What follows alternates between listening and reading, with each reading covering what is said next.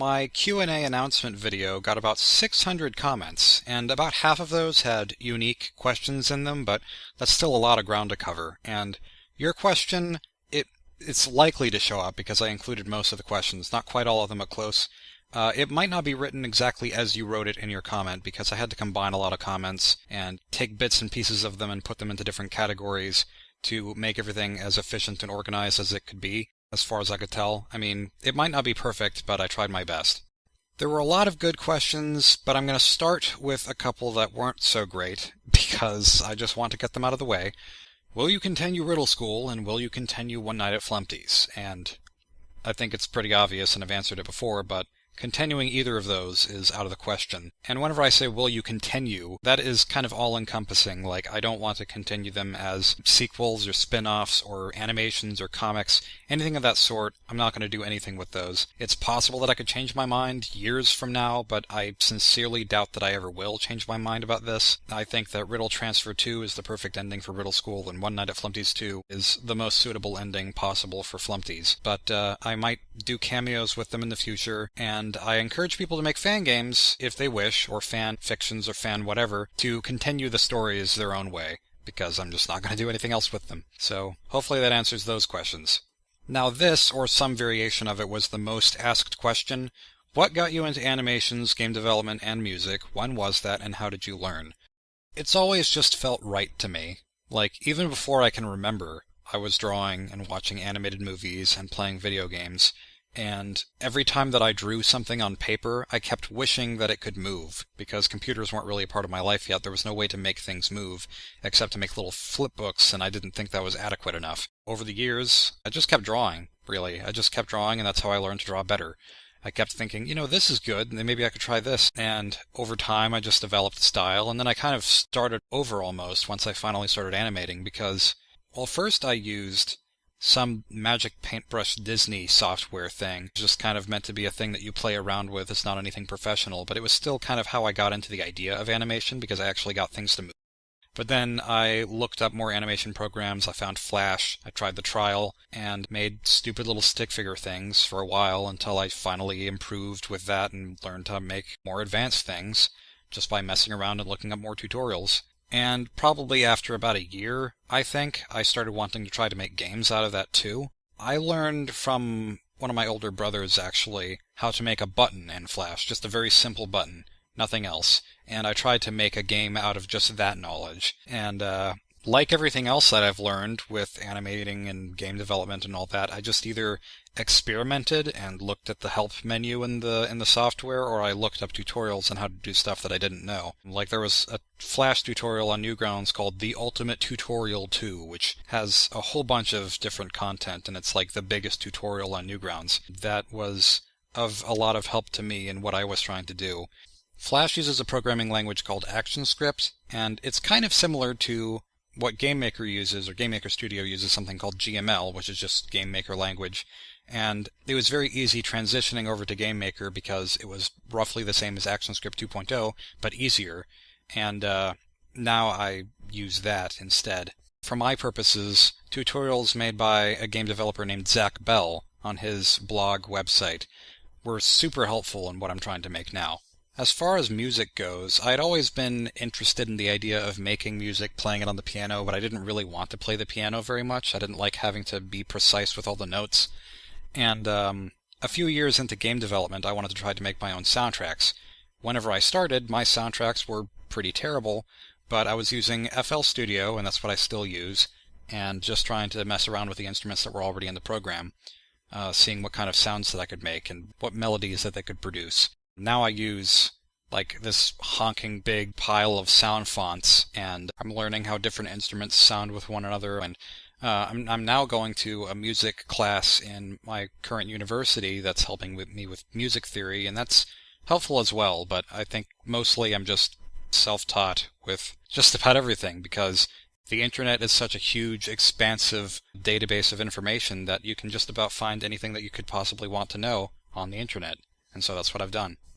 Do you still have one of your first Flash animations? My very first one I don't have, because I didn't even save it.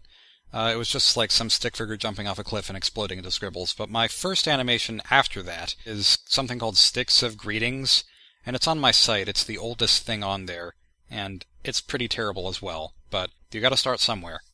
Are the cards on the table for more Flash movies? I'm guessing not really, aside from little doodle-type animations for YouTube or something, because game making is definitely my focus now and not so much making animated shorts. What is your favorite type of game to work on? I feel like I'm still exploring and different types of games to work on, but I definitely do like making logic puzzle type games because it's fun to think up the puzzles, and it's also fun to play puzzle games where the answer's right there in front of you, but you don't know what it is, and then you figure it out and there's this eureka moment. I like giving other people that experience. How many years of experience do you have making video games? I'm gonna say like 11 and a half. Because it wasn't so much longer after I started making animations in the first place, which I guess was about 12 years ago. My first attempts at games were really awful and simple, but they still count, I guess. What was the first game you made? How old were you when you made it, and how long did it take? My very first game that I think I made at age maybe 11, that's just my best guess, was something where you just guided the stick figure through a maze by pressing buttons that went the way that you were supposed to go. And the stick figure would just automatically walk to the next room or something, and then if you went the wrong way, you would just die, because maybe it slid off a cliff or into a wall of spikes or something, and it was really dumb. There wasn't any guidance. It probably took like 1 or 2 days, because it was so simple. I don't still have it, but you're not missing anything, believe me. How many games have you made? I'm not going to count them, but my website has nearly all of the ones that I've finished, save for a few that just aren't around anymore. I don't know where they went, or otherwise I would have put them up probably. I have made like 3 or 4 other point-and-click games before Riddle School that were just kind of experimental, and it was something like escaping a house, and you were a stick figure. Stick figures, the common theme for starting animation. If you were to help work on any game, what would it be and why? 2 games that are in the works right now, A Hat in Time and Yooka-Laylee, seem like they would be really fun to help out with. Just because the games themselves have a lot of fun, random elements to them, and they have a lot of charm, and I feel like it would be a really cool work environment. Like, the games seem really conducive to just kind of bouncing fun ideas off of friends and making jokes, that sort of thing, and then having that fun be translated into the game. What software or hardware do you use to make your games, animation, art, etc., and also what editing software do you use? Most of my artwork and animations are done with Macromedia Flash 8 Professional. Pixel art is done with Graphic Scale, the free version. Sometimes I edit images with Macromedia Fireworks because I don't have Photoshop. I make music with FL Studio 8, do some additional audio editing with Audacity. I might use a tool called SFXR to make certain chiptune sounding sound effects. Editing software, I currently use Sony Vegas Pro 13, although if I need to record something on the computer, I might use Camtasia Studio's Recorder and then edit with Camtasia Studio just because it's faster. Also, Flash exports as Flash movies and not video. It has video rendering capabilities, but they're not very good. And so if you go to Newgrounds, there's a free piece of software called Swivel that you can download to turn Flash movies into videos that are uploadable to Newgrounds or YouTube or anywhere else. And that's helpful too. Do you plan on making fan games of other games? I don't plan on it, but I think it's likely that it'll happen because it's just kind of one of those things that happens. And will you make another Undertale fan game? I really doubt it. Undercook is kind of my own self-contained reflection of my feelings about all of Undertale just into one little package, so I don't think there's a reason to do any more. What do you think about the new conditions of YouTube's terms of service? Have you had any of your monetization taken away, and how much does it affect you? The thing about the new terms of service is that they were only just revealed, but I think they've actually been in effect for quite a while. And so, on one hand, I think it's really uncool that YouTube wasn't transparent about this, but on the other hand, I can kind of understand.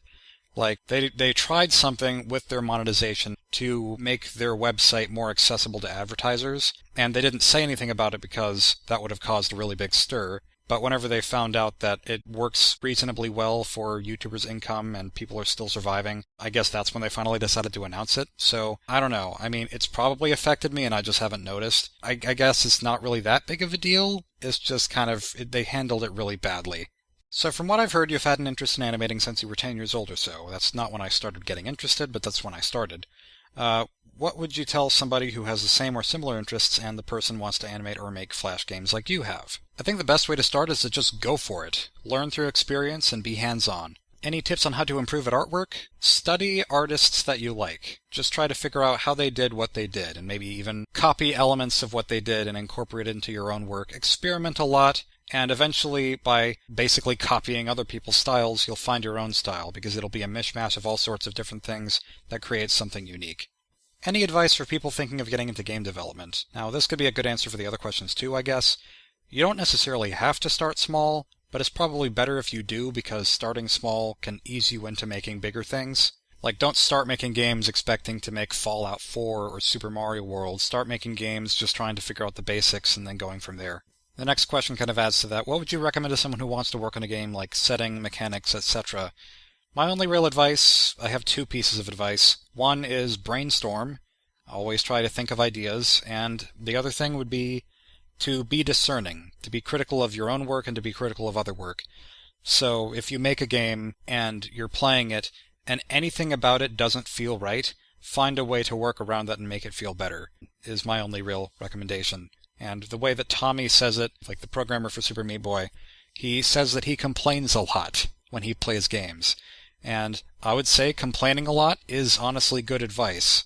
I'll answer the next one with an example. Any game design secrets you're willing to share? I hate it in games, like platformers, when you run off the ledge and then you press jump and you don't jump. I hate that feeling, because it feels like once you're touching the edge of the platform, you should be able to jump. And so one way to fix that is to have a very short timer, just the very shortest timer, after you're off the edge, where you can still jump. That's sort of a game design secret. It's subtle, but it's very helpful. And then any music making secrets you're willing to share? I would be willing to share them if I had any, but I don't. I just kind of mess around and hope that it sounds good. Do you got any tips on making a YouTube channel? Make your YouTube channel about stuff you like and have a fun time doing it. If you could collaborate with one other game designer, who would it be?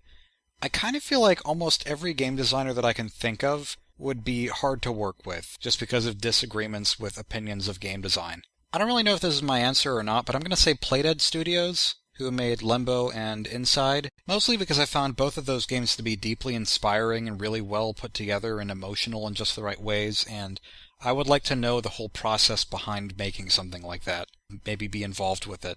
For the longest time, I felt that I couldn't express myself artistically because of a bad experience in a middle school drawing and painting class. It wasn't until recently that I started drawing again because I overcame that weakness. What do you feel is your greatest weakness as an artist? Does the shortcoming, if it exists, fuel your artistic drive and act as an area for improvement? I'm sorry to hear that, but I'm glad that you've pulled through. I feel like my greatest strength and weakness as an artist is that I'm a perfectionist. So I always want to make every detail just right, and on one hand, that means that I focus a lot on trying to make things the best that they can be, and that's how I improve, but on the other hand, it means that I kind of never get things done. So it's hard, but I've been trying to learn how to be satisfied with less than perfection or near perfection, because I really won't be making any progress if I don't. Have you ever considered making an animated series or cartoon? I have considered it a few times, but not that strongly, because games are more my thing and not as much animations. But I guess if there was ever a time when that came up as a possibility, then maybe. I don't know if I would be doing the animating, but hey, it's a thought. Plus, I am definitely enjoying Rooster Teeth's Camp series. Have you ever used Blender for animations or the game engine for anything? I've tried using Blender. I couldn't figure it out. Maybe someday, but I don't really see it as a possibility anytime soon. If you ever got some amazing opportunities such as some crew, top-notch equipment, a crazy amount of revenue, etc. to make content, what would be the ideal stuff you'd make? I think I would use that as an opportunity to try to make more 3D games instead of just 2D ones, but I'm pretty content with where I am right now. And then, if you had the option to have a huge dev team work on Project Comet with you, would you accept it or would you refuse, and why? I should have probably put this in the Project Comet questions whenever I was categorizing these, but these just seemed like two kind of similar questions. If I'm really passionate about a game vision in my head that I don't want to be watered down, then I would probably refuse having a huge dev team working on it, but if I had full creative control, then that would be great. I mean, I've thought about how cool it would be to work with Ubisoft because of Rayman Origins and Legends and Child of Light all being made with this really slick engine for 2D platforming, and to work with a game with that style. What is the best program to start game development in? I don't know what's the best, but GameMaker is pretty good because there's drag and drop features for if you really don't want to program anything yet, and then the programming, I think, is, relative to other programs, fairly easy. What other games do you play in your off time? I don't really have a game that I play in my off time consistently like other people do. Like a lot of people are playing Overwatch right now, or people play The Binding of Isaac, or World of Warcraft, or RuneScape, or something like that. I don't have anything like that because I don't like games that go on forever. So if I'm playing any game in my off time, it's either I'm exploring a new game or I'm just replaying some game that I've already played and beaten a number of times.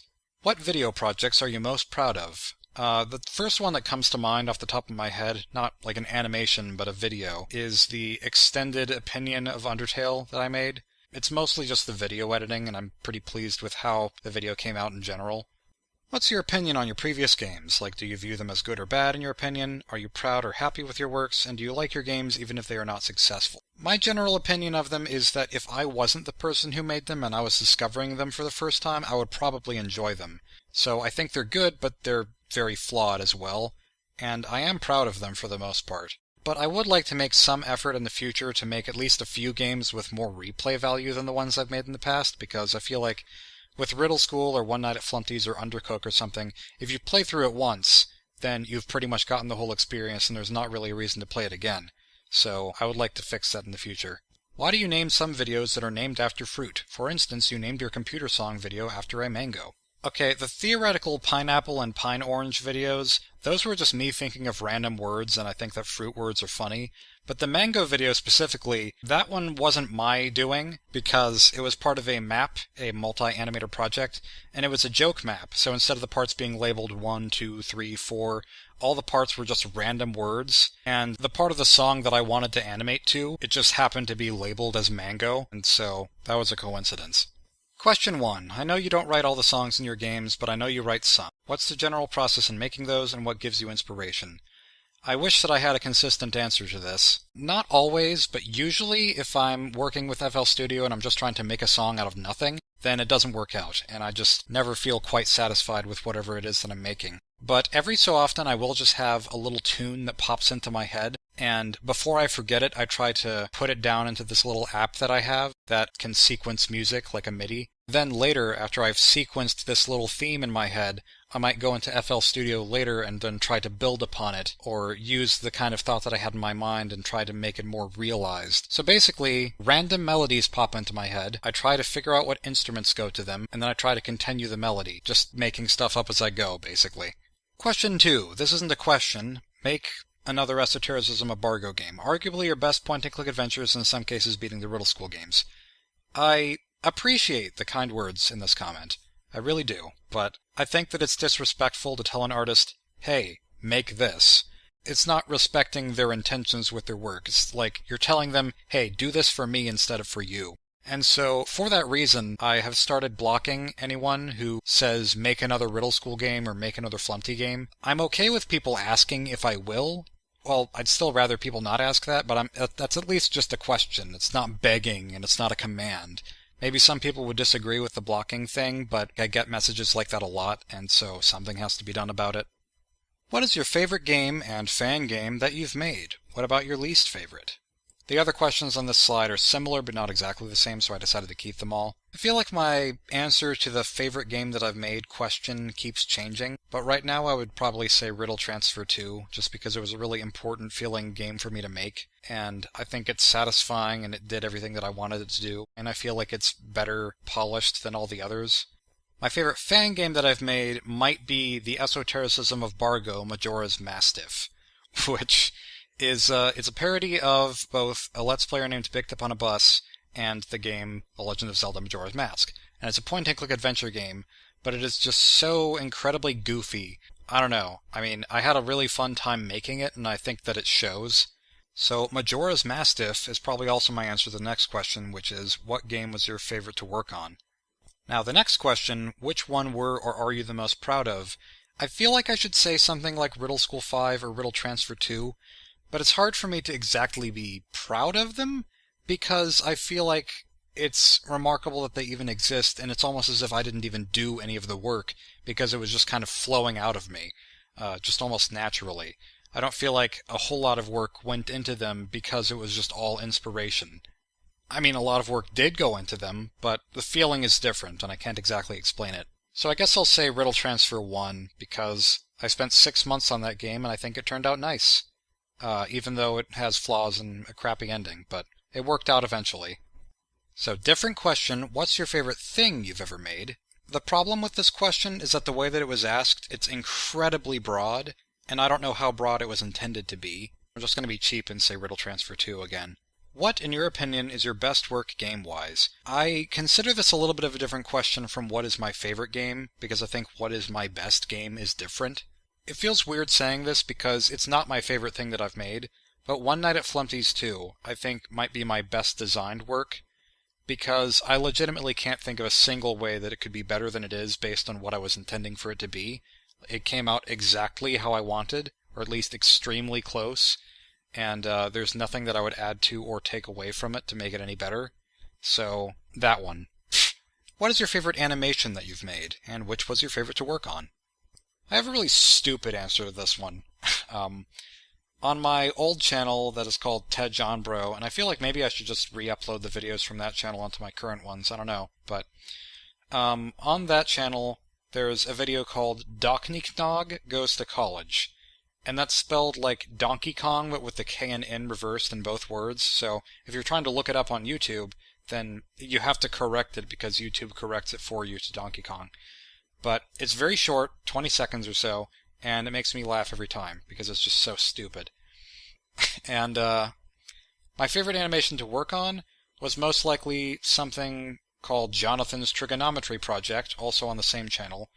And the thing about that is, that was made over the course of about 2 weeks for school, and I knew that it was going to be shown in front of everyone else in the class, and so I just had all of their reactions in my head while I was working on it. It was pretty great. What tablet for drawing you are planning to buy? Or you, if you did already, what model do you use? I use a mouse for all my drawing, because the few times that I've ever tried using a tablet, because I had a bamboo tablet a while back, I just didn't really like it that much. It felt really unnatural to me, like writing on the tablet or drawing on the tablet with the pen, as if I was drawing on paper, except I had to look at the computer screen. That felt like there was a really big disconnect, and I didn't like how I had to kind of guess where the pen would register on the screen. So I eventually gave that away to someone that I know. And if I ever got another tablet, I would definitely want one of those ones that has its own display so I could draw straight on the display. I don't know how precise it would be, because I don't have that much knowledge of it, but that would be what I would try if I had the money. But I suspect that they're really expensive, so I don't think that'll happen anytime soon. Will you stick to Flash/browser games or move on to making PC, standalone, console games like you've been doing with GameMaker Studio? My focus now is on the latter, but the former is still possible. But I would still kind of like to veer away from Flash in general because it's becoming outdated and it's not as compatible with as many things. That's unfortunate, but it's just kind of how it is. And since you have made games in both Flash and GameMaker along with multiple genres, my question is, what engine do you continue to plan developing games on? Also, do you plan to stick with the genres you're familiar with, i.e. puzzle games? I'm probably going to stick with GameMaker Studio for the foreseeable future because it feels intuitive to me and I think it does most of what I want it to do. I think that there will probably be certain themes that are consistent with every game that I make, whether intentionally or not. But I am trying to branch out into other genres. It's just kind of challenging to experiment with non-puzzle games because they don't feel as natural to me, like more action-based. It's just kind of out of my realm. So, attempting to expand my comfort zone. What do you have planned for your future in terms of your game creation/animation career, in quotes? Nice name, by the way. I'm just kind of winging it because I have these 2 games in mind that I would like to independently develop in the next however many years it would take. And that's like my only plan for my future career, is just those games. So most likely I'll just try to get some jobs on the side to survive while making them, and that's all I can say. Do you like making video games, or is it like a chore for you? Is it hard? The answer to all 3 of those questions is yes. It's definitely more of a chore if it's a game that I'm not enjoying making, and in that case, I usually don't finish it. Do you use the free version of GameMaker Studio? It is what I started with, but I use Pro now. Hello, Marioception. Yo, John, I remember when your original Job Bro account got into the 500s, haha. Been a huge fan of yours since growing up and playing your games. Just curious, how often do you spend developing and making your games? On my website, I have listed next to each game how long it took to make, if that's what you're asking. But if you're asking just in general, not a day goes by without me thinking about game development and trying to do something with it. What animation method do you use? Pose to pose, frame by frame? I assume you mean this in the principles of animation kind of way, and for the most part pose to pose. What's the biggest regret in your games? I'm going to say announcing 1 week at Flumpty's. Not canceling it. I don't regret canceling it, but I do regret getting people's hopes up for a game that was really doomed from the start. For animation, do you recommend using a Mac or PC? My dad, who does awesome animations, recommended my Mac, mainly because he used one and it is the only one with an animating software, but my PC has a better processor, although the Mac has more RAM. I don't really have a recommendation because I don't think I'm qualified to answer this. I've barely used Macs. I've heard that they're better for graphic and visual design and animation, so it might be best to try to go for that, but I just mostly use PC because I prefer the layout of PCs, and that's kind of the determining factor for me. As far as I know, each one has exclusive high-quality software, so. Would you consider making tutorials on game making or art if you had the time? Pretty much everything that I've learned is from tutorials that other people have made, and I don't really think that I could do a better job explaining any of the things that I've learned. Plus, I don't really feel like there's a reason for me to explain all the information since the information is out there already. There's 1 or 2 video tutorials on my old channel that are really weirdly enthusiastic, but I don't think that generally making tutorials is my thing. And on top of that, people who ask me to make tutorials, usually they're asking something like, hey, can you make a tutorial on how to make a Five Nights at Freddy's fan game? And there is so much more to that than can be even explained in a tutorial, unless it was a really, really huge tutorial, which I'm not going to make. Really, it's just as reliant on a whole bunch of small factors, and those small factors build up into being able to create something bigger, so. I'm not going to straight up say no, but I'm going to say that tutorials from me are just kind of unlikely.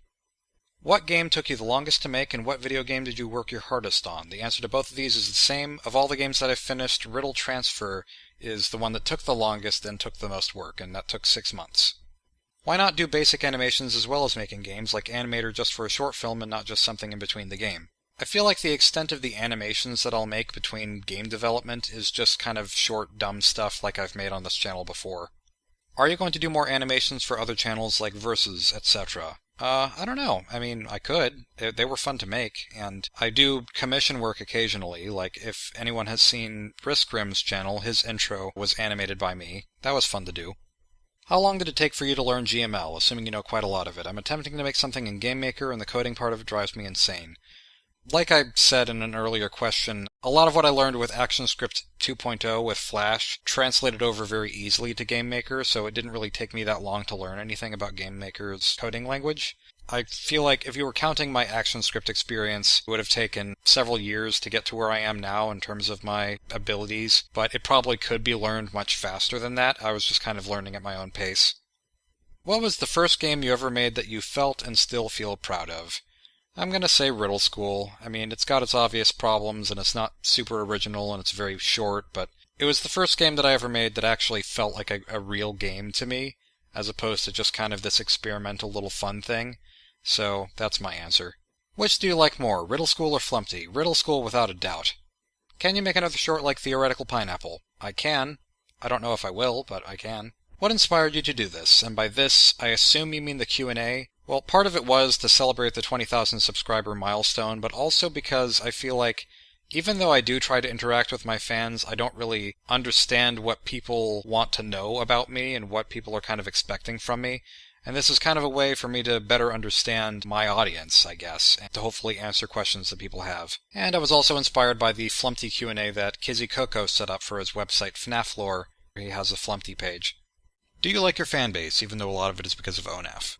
Well, I am definitely thankful for my fanbase, and thankful for the support that people have given me. I just wish that there were certain parts of the fanbase that were less clingy, I guess is the word, like clinging to me or clinging to the past. But I've met some really super amazing people as a result of the fanbase that I've accumulated over time, and I'm really appreciative of that. I just wanted to say, first of all, you are a huge inspiration for me as a game dev. Thank you. Question, what is the stupidest thing you've ever made, game or not? Maybe that push-up challenge video? Just the one where if you have it on at a really low resolution, it doesn't even look like the character's moving. Yeah, that's a good one.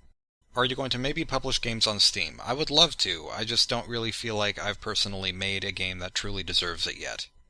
How long did it take to make Undercook? Music, game, drawings, all of it. According to my site, it took a day, which I actually kind of forgot about that, but I guess it's how long it took. I'm going to answer the next two questions together. Can we expect for an Undercooked developer's commentary, and what are your thoughts on other Undertale fan games? Undercook is a simple game that kind of speaks for itself, so I don't think it's going to get a commentary. The only thing that I would really say about it is that other Undertale fan games that I've seen, which isn't very many, and I haven't played any at all, but the few that I've seen were all really difficult looking and super complicated, like they were harder than the final boss of Undertale. I wanted to instead make a fan game that kind of condensed the whole idea of Undertale into one small package and could serve as an introduction or an extension to the game depending on which you play first. Question: if you could ask all the characters from Undertale a question, what would it be? I don't have any questions to ask them, I would just tell Toriel a bunch of bad jokes. Question 2. Will you use the Undercooked character for anything else? Only as cameos. He's never going to actually have any importance in anything else because he's supposed to be his own character in this self-contained little world, and that world is the game, so it wouldn't make sense for him to be in other games. What inspired Theoretical Pineapple and Theoretical Pine Orange? What's up with the theoretical videos? What are they even supposed to mean? They're really just my animated equivalent of doodling whenever you're bored. That's all they are. Any place I can find all the GIFs or GIFs from Theoretical Pine Orange? Not really, but if someone wants to make them, they can. Are you interested in making Theoretical Pine Artichoke? That's kind of a great name, but I don't know, we'll see. Who's your Smash Bros. Main, and do you love Smash Bros. Wii? I don't know if you mean Smash Bros. Wii U or Smash Bros. Brawl when you say that, but I haven't played Smash Bros. On the Wii U, and Brawl I kind of got bored with after 3 days, and I don't really play Smash Bros. Very much at all. I mean, I played Melee a lot, and I think my mains in that were Kirby and Luigi. I didn't really pick one or the other, but those are the ones that I remember playing the most. What is your personal favorite part of game design? It's a toss-up between logically figuring out how everything is supposed to work, and the accomplishment of actually getting it to work. If you got the chance to make an officially licensed game for any pre-existing game franchise, would you? And if you would, which franchise would you choose? I'm going to say Paper Mario to bring it back to its roots, because Sticker Star and Color Splash are just not the same. Will we ever get a sequel to Revive? It's my favorite game you've made. Thank you. Revive technically is a sequel, or at least a spiritual sequel, to a game that I made called Respawn, so if you want more of Revive, then you can play Respawn, even though it's lower quality and just has a really, really bad level towards the end. But I have no plans for a sequel, but I might make more games with similar puzzly elements to them. Here are 3 that I'm going to try to answer all at once. Have you ever considered working at a game company, or do you like being independent? Can other people contribute custom content to help you speed up your game-making progress? Things like music, sprites, animation, inspiration, etc. Do you prefer to work alone, or would you rather work with other programmers or animators? From my experience, every time that I've tried to make a game with someone else, there's this conflict of visions and passions, and it just hasn't worked out. And this has also been true of collaborative animation efforts that I've tried to do in the past. I really like the idea of being in full control over my own work because that's the most surefire way to get the vision that's in my head out in existence. And all the different elements to make a game, like the animation, the programming, the music, that's a learning experience, and I feel like I always benefit from it, and it's a lot of fun too. At what point do you think to yourself, this mechanic doesn't work in my game, let's try something else? I think I usually either just dismiss it almost immediately, or I actually put it in the game thinking that it might work, and then I find out, well, this doesn't feel right. Question: ideas for a new game? I got some if you want to here. Thanks, but no. For Q&A, would you ever think of making another goofy game based on complete randomness, non-Flumpty related? I did try making this one that was called Golf Ball Dolphins Nasal Lasers, which is clearly the best name, but it was going to be like this shmup, and it was going to be totally random, and the idea was that I was going to try to make this game and see to it that I finish it, and it would supposedly be easier to finish because I could put whatever I wanted to in it. But the fact that it was in a genre that I'm not really all that passionate about, and the fact that the theme was randomness, it felt oddly limiting to do that. Games like One Night at Flumpty's, though, that was just kind of a spur-of-the-moment idea, and then I went with it, so I might have another spur-of-the-moment idea at some point. What was your first cancelled game, and were you very distraught after you realized you weren't going to be able to finish it? As far as I know, the first game that I actually publicly announced and cancelled was Riddle Transfer 2, back whenever I had plans for it that I just wasn't feeling and it didn't seem right, and I was devastated. I felt like puking, and it was the hardest decision that I think I've ever had to make, was cancelling the game. Of course, as we all know, 5 years later, I finally did get the inspiration to finish it. I always had wanted to finish it, I just didn't know how, but I'm really glad that there was eventually a resolve. Question: how long did it take you to make the Mario Wins by Doing Nothing level? This is an automatic level that I made in Mario Maker, and it took about 3 days, maybe like 2.5, I don't know. but I had fun with it. I don't know if it'll ever be fully appreciated, because it is an automatic level and it doesn't have any gameplay, but eh. Thoughts on your YouTube channels, like what you're going to do with them in the future. This channel in particular is just kind of a place to house my things that I've created, and then my secondary channel is my Let's Playing channel that is so infrequently updated because I just never feel like I have time to do that. And then my third channel is just like a grump out dump. I pretty much just plan to keep doing exactly what I'm doing now with them, which is almost nothing, but still as much as I can. What is your most detailed work of art? Usually detail isn't really my focus since I have a cartoony style, but I'm going to say this thing that I made for my 2D design class in my previous college that I went to, and it was a horrible class to me because it offered no freedom, and the assignment that I did, it didn't even follow the directions, so I didn't turn it in, but I'll just flash it up on the screen, what I drew. I'm pretty sure the question is, will I do 3D modeling or will I just stick with 2D? 2D feels more natural to me and I feel more comfortable with it, so I might dabble in 3D, but I'm pretty sure 2D will remain my focus. How did you start to find out what art style worked for you in terms of your regular art, and how has it evolved as time has gone on? My favorite art styles happen to be kind of similar to my art style, and I don't know if that's really coincidence or not, or which one caused the other. My art style is just kind of a mishmash of art styles that I've seen from other people that I really like, such as Egoraptor and Hot Diggity Demon, both Flash animators. There are plenty of others. I mean, anytime that I see something aesthetically pleasing to me about an art style that I feel like could work with my own art, then I try it and see what happens, and that's kind of how I think my art has evolved. What game would you say has influenced you the most, whether it be how you view games as a whole or just game design in general? Cave Story, because even though it's never been my #1 favorite game, the first time that I played it, and I've played it a number of times now, I was so mesmerized by it. I just felt like it was a really quality experience. It was like playing a Super Nintendo game that wasn't on a Super Nintendo, and it was making me feel emotions and things that I'd never felt from anything else before, and it was just kind of magical to me. And then I realized later that it was all made by one person, and so that all combined was like, wow, this game is fun, it's big, and it's making me think thoughts that I've never thought before, and it's made by one guy. I'm one guy. Maybe I could do something like that. Of the game creation programs you've worked with, what would you say is your personal favorite? I've mostly used Flash and GameMaker Studio, and then I've tried a whole bunch of others, and GameMaker Studio, for game-making purposes, is my favorite, I think.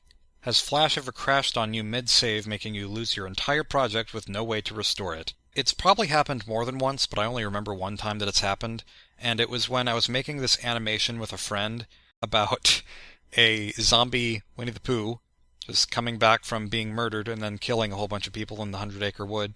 People, not animals, I don't know. It didn't make any sense, and I was being kind of overly ambitious with it, even though it was just a simple joke, and I'd only made a little bit of the first scene, and I was just trying to find some way to recover it because I didn't want to do it again, but in the end, it was a good lesson in always saving backups. What kind of music do you like to listen to? I'm going to answer this by saying on my channel there are 4 playlists. 3 of them are these huge playlists of video game music that I like, and then there's this one other one that's not video game music that I like. So that kind of gives you an idea. Who's your favorite musical artist? I'm just going to mention the one band that isn't video game music that I really listen to, and I think that they're great. It's Tin Hat, formerly Tin Hat Trio. They're kind of an unconventional instrumental band, largely instrumental, not always, and there's just some mystical quality about their work that I really like. What is your favorite food? I'm just going to say hamburger, because every time I go to a new restaurant of some kind and it has a hamburger as an option, I will always order the hamburger and kind of review it in comparison with every other hamburger that I've had. My favorite burgers that I've ever had are the ones at Culver's, because they're so good. But even though every hamburger that I've had in my life is not the best thing ever, it's still a food that I've never gotten tired of, so let's go with that. What kind of books do you like or would recommend? Any comic books? There's only one book/comic book that I can really say that I like, and I do like it a lot. Understanding Comics by Scott McCloud is a genius book. It's very philosophical and also humorous, just clever all around. It's this kind of assessment of the art theory behind comics, and I don't even really like listening to art theory the way that other people say it, but the way that this book presents it is so great, and it has influenced a lot of my thoughts on art since whenever I first read it, which was basically childhood. Do you have any siblings or pets? I have 2 brothers, 3 sisters, 2 brothers-in-law, and 2 sisters-in-law, and every single one of those people is older than me. I'm the baby. As far as pets, we have no pets now, but my immediate family has had dogs over the years. I'm only really familiar with one dog that we had for about 10 years, and then she died, and it was sad, but she was a cool dog. Do you have a girlfriend? If you don't, are you planning to get one? If so, don't. Okay, well, I'm sorry to laugh at that. Okay, I'm gonna ramble a bit on this one. I've had two girlfriends. The first one, we both had this mutual crush on one another and then found that out, and it was like love at first sight, you could say. But we found out over time that we weren't exactly compatible people. Like, we kept trying to make it work, but we kept running into problems. And so we broke up a few times, and that's a little bit embarrassing, but we went our separate ways. I think she's with someone who's a lot better for her now, and I'm happy for her, even though she probably wants to forget that I exist. But I kind of felt like this empty hole in my heart, like, well, there's someone that could be here, and there's not. And so after that, I went on all these different dating sites. I made so many different accounts, and I tried looking for anyone within 100 miles of me or the place that I was expecting to move to see if there was anyone who even remotely fit the mold that I was kind of hoping for, and nobody did. And then I realized that chances are, if my soulmate is out there, they're probably not looking at a dating site, because that's not something that I would normally do. So not long after I just completely stopped looking for a girlfriend, I found another one who I sincerely believe is the woman of my dreams, and I love her very much. I'm not going to tell you any more than that. Do you have kids? Nope. Do you watch any cartoons or anime? Which one is your favorite or least favorite? I don't watch anime. I just don't think any anime that I've observed has really appealed to me. No cartoons are out right now that I really consistently watch, but if I think about it, I might watch Rick and Morty or South Park. I loved all the classic Futurama episodes before it took a long break and got weird. And then Dilbert ran for 2 seasons. That's based on the comic strip by Scott Adams. And that was a really cleverly written show with an awesome opening, and I wish that it had been around longer.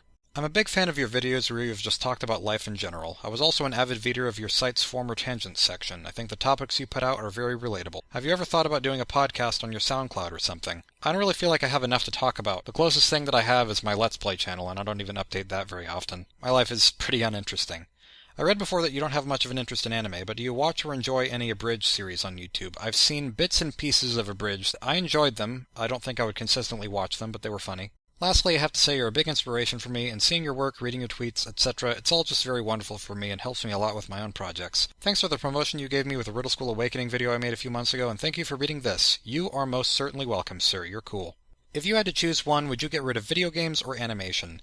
Now, if you mean like animated movies and shorts, I would definitely get rid of those in favor of video games that contain animation. But if you mean like animation as a whole, I feel like so many video games rely on animation that getting rid of animation itself would just kind of get rid of both. So I guess in that case I would get rid of video games, even though that's not a pleasant thought. If you could change anything in one game, what game would that be and what would you fix? Maybe this is a bit too generous of a single change. Maybe Skyward Sword and just removing the fluff, because Skyward Sword is a game that I loved the first time that I played it, but I cannot get myself to play it again. And I think maybe just even the option to like skip cutscenes would be a major improvement, because the cutscenes are what make it so ridiculously slow. Not that it's not a kind of slow game anyways, but that's like the worst part of it. Any plans for your future, like jobs, etc.? Since I plan to be independent, I think I'm just going to kind of wing it on jobs. I would like to get married to the girlfriend in previously mentioned answer, but that's unfortunately going to have to be years from now, but I can wait. What's your favorite video game? With the extension, favorite Nintendo game? I wish that I had just one favorite game, but I don't really know what it would be anymore, because Mother 3 is probably the most emotionally significant game to me in terms of just playing it and how it's presented, and I think the story's brilliant.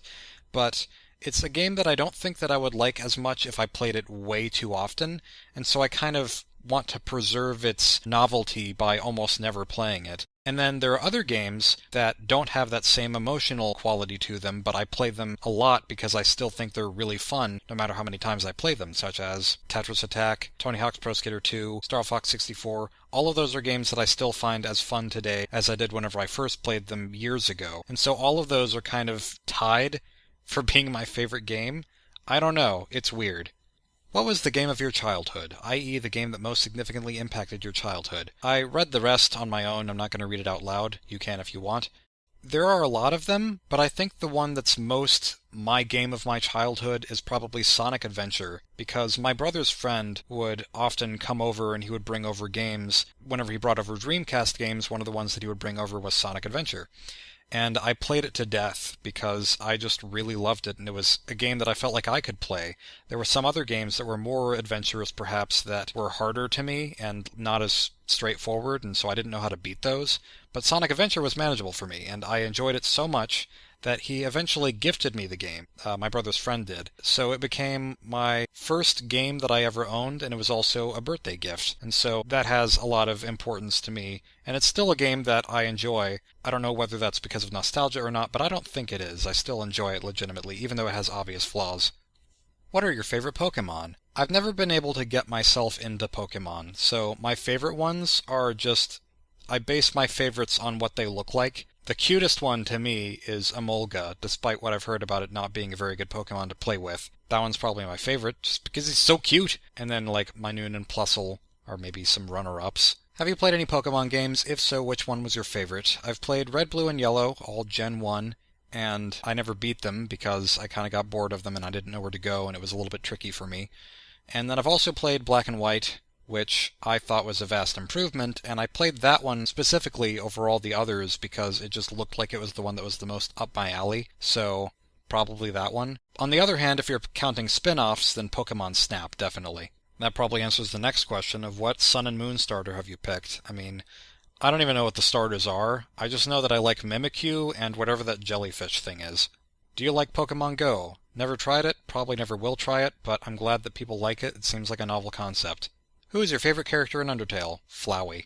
Favorite Undertale alternate universe? Don't know a thing about them. What do you think is the most overrated character ever that you didn't create? I think it was on GameFAQs that there was this contest poll for voting who was the best video game character ever, and the winner was Gordon Freeman, and I didn't understand that at all, because even though he might do cool things in the game and all, he's literally just an empty shell for the player of the game. Like, you fully control him. There's not even cutscenes, he doesn't speak, you don't see his character model on the screen, he just is the player. And so that's the same thing as saying, hey, the best video game character ever is me. And so I just didn't get it. Like, I don't know.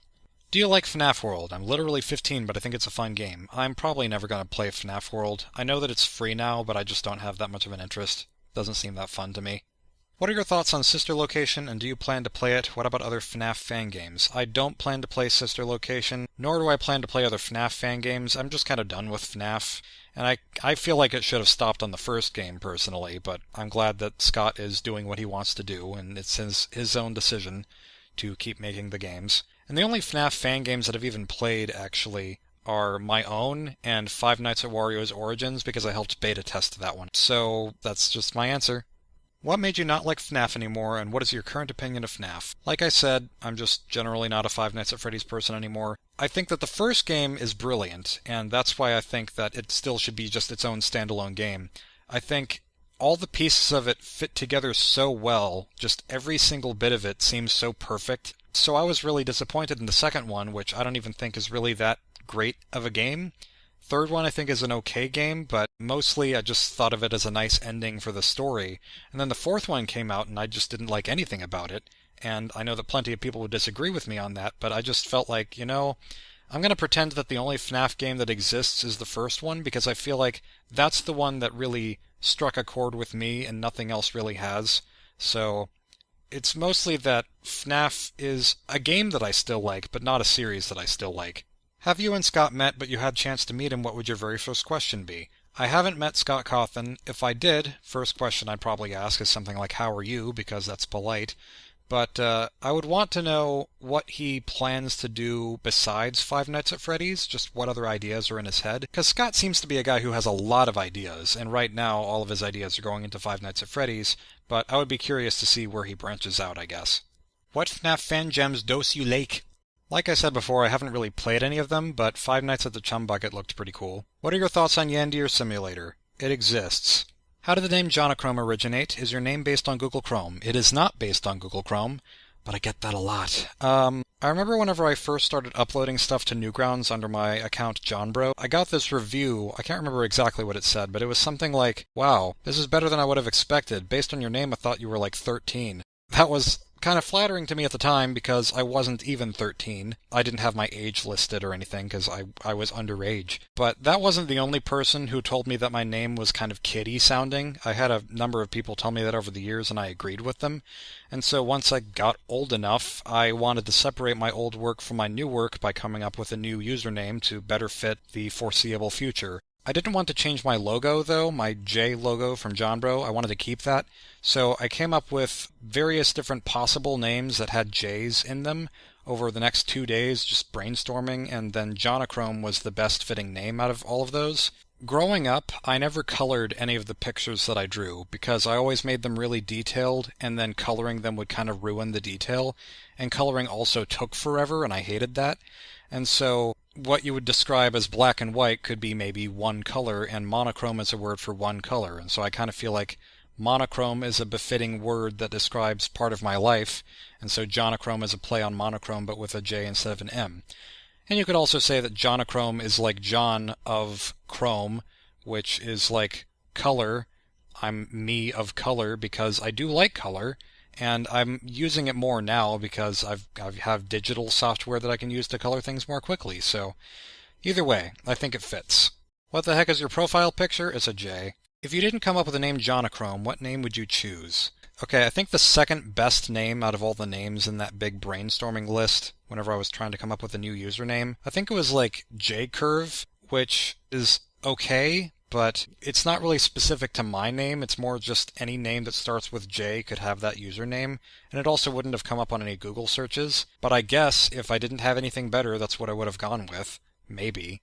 Have you ever thought of switching your name back to Jonbro? Definitely not. That is a thing of the past. The thing is, like, the other Jonbro on the internet, his name is Jonathan Brodsky, and he also happens to be a game developer. So having two Jonbros on the internet who are both game developers is really confusing, and I would rather not bring that confusion back by continuing to have the name. Plus, I don't like it as much as Jonochrome anyway. As far as I'm concerned, he can keep it, especially since he was the original. Like, he had the Jonbro username before I did, so he has every right to keep it instead of me. Have you ever been in a natural disaster, and if so, what was it like? Snowstorm, hurricane, flood, eat? Well, 1 week after my parents and my sister and I moved to Mississippi, Hurricane Katrina happened. So that was great timing. There was no power and it was all dark and we huddled in the middle of the house basically. I think we moved from the living room to the laundry room to the garage, and it was very loud and noisy, and then we occasionally would hear these big crashing sounds. And what those were trees crashing into our house, mostly my room, also my sister's room, but mostly mine. And going in there after the two, arguably 3 trees crashed, it looked like the room was basically split in half, and the ceiling fan was just hanging from the ceiling, like almost to the ground. Everything was wet and wrinkly. And it didn't feel like this long to me, but I think that we probably were without power for at least a few weeks, and I was sleeping on the couch for several months. But in a weird way, it was sort of a blessing in disguise, because when we moved, I wasn't happy with the height of my room. I thought the ceiling was just a bit too low. And then the hurricane happened and destroyed my room, and then I could get the ceiling to be 1 foot higher whenever people fixed it. So that's cool. Are you in college? If so, what are your tips for a freshman that just started a few weeks ago? Yes, I am in university on my 3rd year. I'll be majoring in animation, and I guess that the only thing I can really say about college is that it's better than high school, definitely. There's more freedom, but there's also more that you have to maintain yourself. So I would say always keep track of what you need to do, and then try your best to do it as soon as possible. Don't procrastinate like I sometimes do. I used to do it a lot more, but now I realize that there's a lot of value in doing something and having it be done so it's behind you. And then the other questions are, what do you like to do in your spare time? Basically, all of my free time is spent watching YouTube videos, mostly Let's Plays, working on my games, or sometimes playing games. So all of my free time revolves around video games. Congrats, dude. Thanks. My question, having recently moved and gone back to college, what's your favorite class this semester and why?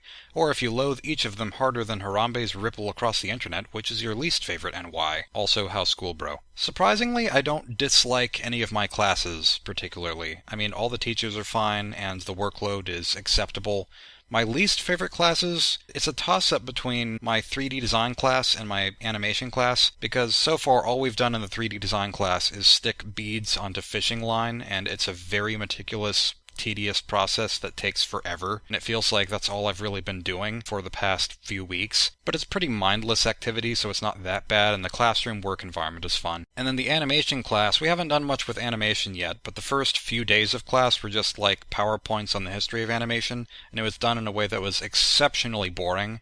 The class is kind of picking up over time now. It's just that the work that we're doing in Autodesk Maya to create 3D modeling right now is very badly explained and also pretty slow, but I think it'll get better. My favorite class would be my American Media and Culture class, because the professor's really entertaining and makes things interesting, and he could just about be a late show host. What makes a great horror game? I'm in the middle of making one in first person, and I don't exactly have the scare factor at all in my opinion.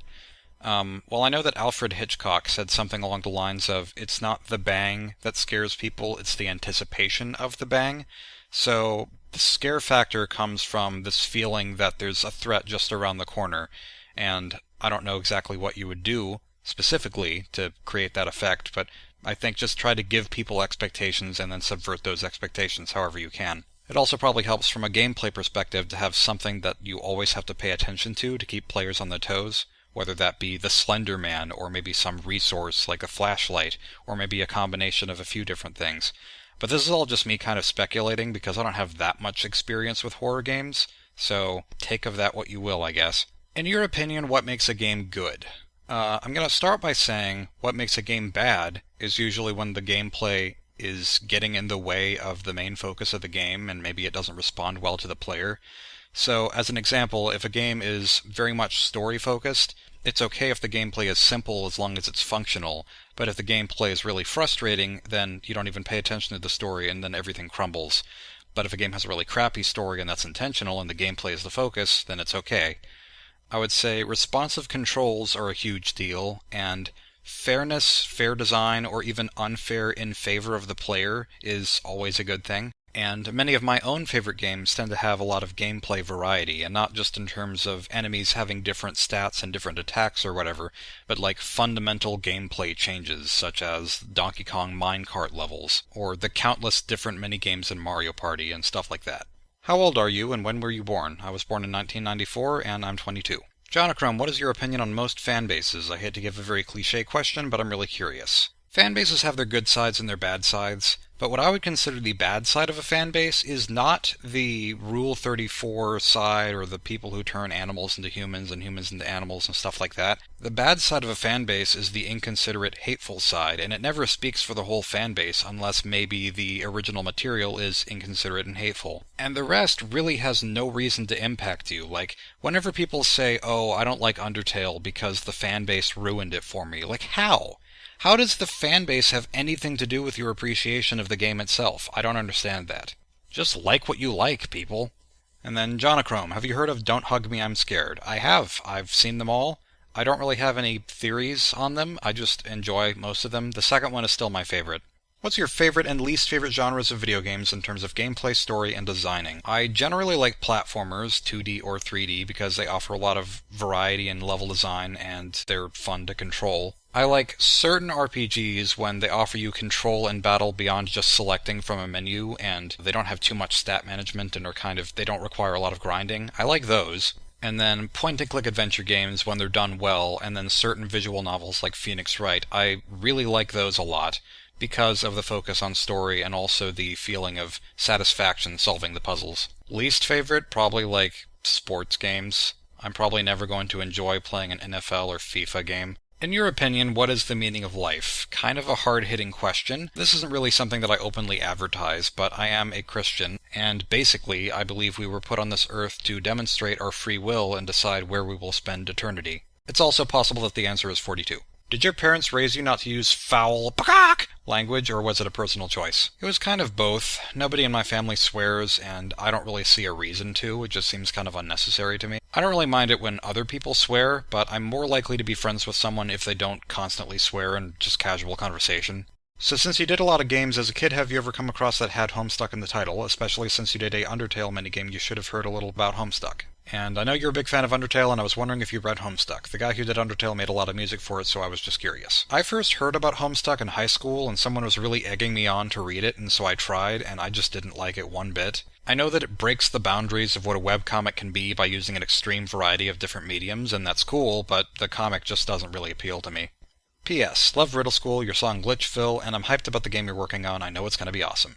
Also, a quick suggestion. Maybe you could call the video/video series Project Comet, LOL. After reading this comment, I was honestly considering it, but I decided against it. What was your favorite game that you ever played when you were young? You would kind of expect this to be the same as my what was the game of my childhood question, but I think that my favorite game to play was probably Star Fox 64, and it remains a favorite today. What's your favorite fish? Undine. Not the type of fish Undine, but just the character. What is your opinion on Sausage Party? I thought it was a really well done movie. I didn't think it was as funny as other people said, but I thought that it was really well composed with its story, and it was deeper than you would expect it to be, and I felt invested in it, and also the characters. And they really went all out with the creativity, and it didn't seem like they skimped on ideas. Everything in the movie just fit together really well, like a hot dog with a bun. Who is your favorite indie game developer? Besides yourself, of course. I'm not even my favorite. Specifically game developer, not really because of the games that he has made, but Konjak is someone that I really enjoy following on Twitter for his rambly tweets and his various different thoughts on games that he's playing, even if they're not really games that I'm all that interested in, and even though he hasn't yet released a game that I've really been super interested in, although Iconoclast is going to be friggin' awesome. He's just a developer that I enjoy for his own merits. Hey John, what was your biggest inspiration for your games and art? As far as games, Cave Story, and then the Legend of Zelda series has also been pretty influential to me. And then art, I would say Understanding Comics, and just Newgrounds.com and everyone there had a big impact on my art. Will you do a face reveal? I mean, I've shown my acne-covered face before and it wasn't that big a deal. Stance on Metroid games getting taken down by Nintendork. I think it hurts Nintendo more than it helps them. It makes them seem really uncool in the public eye. I would say Nintendo's trying to protect their intellectual property, but it doesn't seem like they really care that much about Metroid anymore. Or at least they're completely ignoring its anniversary, and I really think that Nintendo should have gotten in touch with the creators of the fan remake and just made some sort of deal out of it. That would have been much better for everyone involved. Congratulations! Have you seen Steven Universe? I've seen clips of it, and based on what I've seen and based on what I've heard, it doesn't sound like a show that I would really get into. Like, it seems like a show that I could appreciate, but I don't know if it's for me. What YouTubers do you watch? Most consistently, Bicked Up on a Bus, Markiplier, Game Grumps, Nintendo Capri Sun, JonTron, and then lately Video Game Donkey. And then Smooth McGrooved, Suko G, and Supra Darky are more music-centered channels. And many more. Mario or Sonic? Mario. Have you ever seen Sonic Boom TV show? It really shows how Sonic can be expressive animation and dialogue-wise. I've seen a little bit of it, it doesn't look bad, and that's all I can really say about it. Titanfall 2 or Infinite Warfare? Probably neither for me. Do you like Overwatch? Never played it, but I like some of the character designs. Who are your favorite Newgrounds content creators, animator, game dev, and musician? Let's exclude Tom Fulp just in case he was your top pick. With so many people who have kind of left the Newgrounds scene, this is harder for me to answer now than it used to be. I guess Joe, with Great the Show and FrumpleQuest, and then the game dev Ryumi, who did The Valley Rule and Crayon Poke, as consistent quality of work. I don't follow the Newgrounds music scene as much, but I guess you can't go wrong with Waterflame. Oh, and there's this guy named Noodle. He's cool. He has this channel called Two Left Thumbs. Maybe you've heard of him. What are some of the challenges you have had to face in your life? Basically, every challenge that I've had to face in my life that's really impacted me has been because of anger issues. Back in elementary school, I was interrogated by a police officer because of this. In middle school and high school, I was bullied basically every day because people just wanted to see how I would react. I was really quick to be hostile. And this mentality had been so ingrained in my mind for my whole life that I figured I was incapable of changing it. So there came a point when I decided my options were either to run away from everything or kill myself. Neither of which happened, but I did transfer schools, and that was a really stressful situation for me because I thought if this doesn't work, then I don't know what will. I guess you could call that running away from my problems, but it was very helpful for me because it was like viewing my problems from an outside perspective instead of being caught in the middle of it. And that was able to help me adapt into being a better person. Not a perfect person, but I'm a lot better off than I was. What's your favorite color? Green. Do you like Rayman? I love Rayman. Everybody loves Rayman. Rayman 2 and Rayman Origins are my favorites by far. What games are you looking forward to this year and the next one? Most notably A Hat in Time, Yooka-Laylee, and then I don't know when Iconoclast is coming out, but I think it might come out this year or the next. This question may be a little silly, but do you have a fear of anything? I don't think it's a silly question. I guess I fear a sort of self-destruction, like I won't be able to achieve my goals in life because of something that I did that I didn't mean, or I achieve my goals but then they mean nothing because something happens afterwards that's my fault. Something like that is something that I'm kind of afraid of. Small random thing, what's your preference in candy? Like rock candy, butterscotch, chocolate, that sort of stuff. Peanut butter inside chocolate, best combination. If making games has affected your life badly from time to time, why are you still going? Because I love doing it, and someone who loves to run doesn't stop running because there are a few bumps in the road and they trip from time to time. What is your most embarrassing moment in life? I thought I would have an answer to this question, but I don't think I do, because maybe the embarrassing moments in my life have just been pushed out of my memory. What are your thoughts on microtransactions? Do you feel they should have specific uses in games? Further thoughts about their more common appearance in full-price AAA games? Sort of unrelated, but after the Q&A it's the best I can do. No problem, it's a good question. If there's a good reason to have microtransactions in games, I don't know what it is. I don't really see the point. I can see the point in DLC as long as it's an addition to the game and not like absolutely necessary to having a full game, but I know all of that has been said before. What's your favorite fruit? Probably grapes. What is your favorite YouTuber, and is Flumpy based after Phil? My favorite YouTuber is Bicked Up on a Bus, who is a Let's Player who's not very enthusiastic, has a very dry and kind of random sense of humor. His style is not for everyone, but it's for me. And no, Flumpy is not based on Phil. Can you play any instruments, and which ones are your favorite? I can barely play the right hand notes on a piano, but I do like the way that a piano sounds, and the violin is another one that sounds great to me. And then why don't you play trombone anymore? I played trombone in middle school, and that was in band class, and I didn't even really want to play the trombone. I thought that there would be a more interesting variety of instruments than just things in a marching band, but I wanted to hang out with my friends in band class, and that's why I played trombone for a while.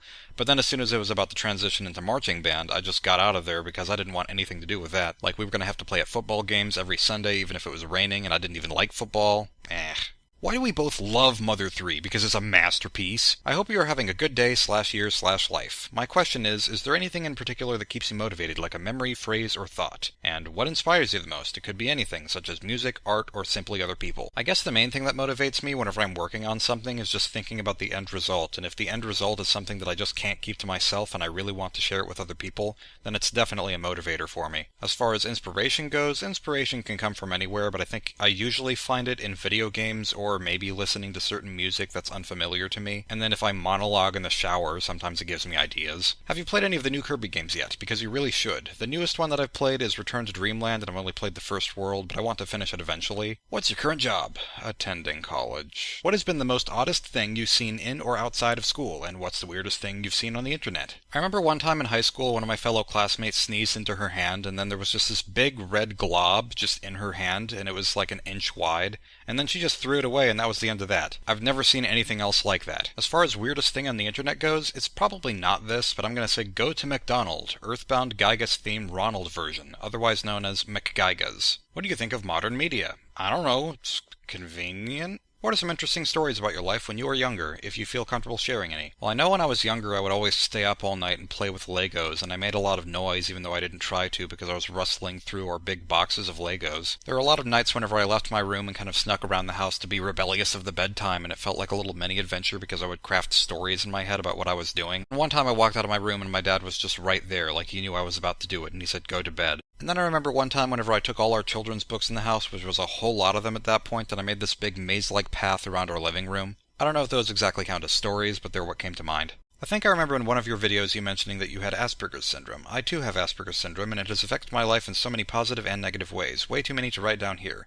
I was just wondering how you feel it has affected your life. Well, like you said, it's a blessing and a curse. In elementary school, I don't know if it really affected me because I never really felt out of place. But in middle and high school, and to some extent my earlier years of college, I've kind of felt like my social interaction is out of place. Because as far as I know, people who have Asperger's syndrome have this kind of pattern where they don't really want to talk unless they feel like they have something to say, whereas the rest of the world engages in a lot of small talk. From my understanding, a big characteristic of having Asperger's syndrome is being very sensitive to audio and visuals and other things. And that sensitivity can be really overwhelming at times for social reasons, but it's also exceptionally awesome for art. Art is obviously a huge part of my life, so I'd say ultimately it's been a good thing.